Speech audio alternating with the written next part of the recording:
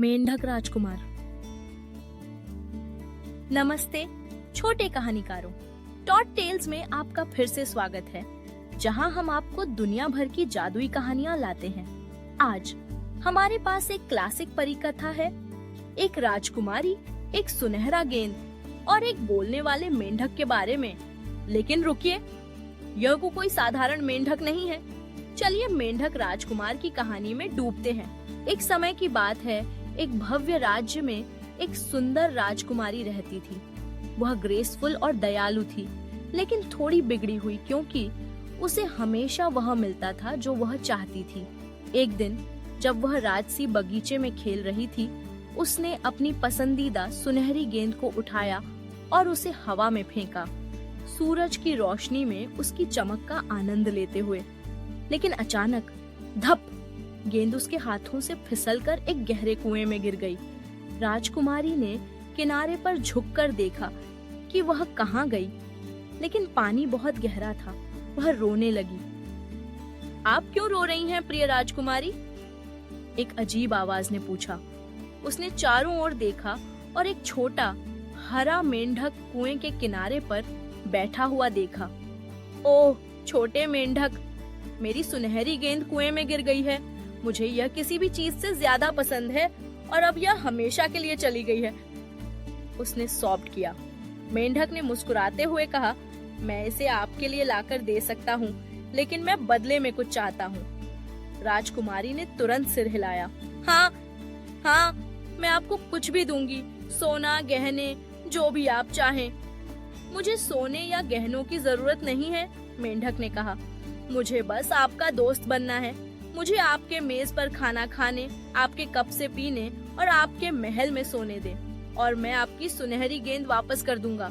राजकुमारी ने सोचा, क्या बेवकूफ छोटा मेंढक है, वह कभी भी महल में नहीं रह सकता।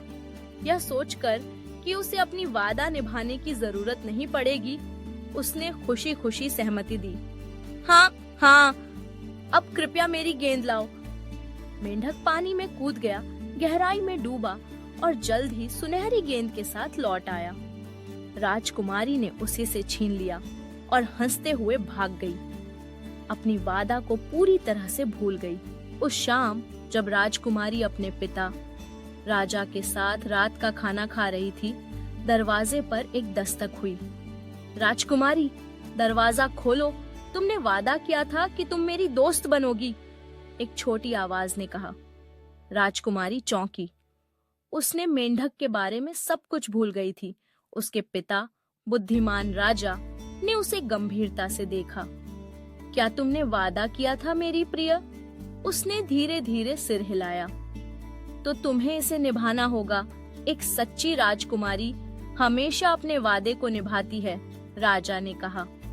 अनिच्छा से राजकुमारी ने मेंढक को अंदर आने दिया।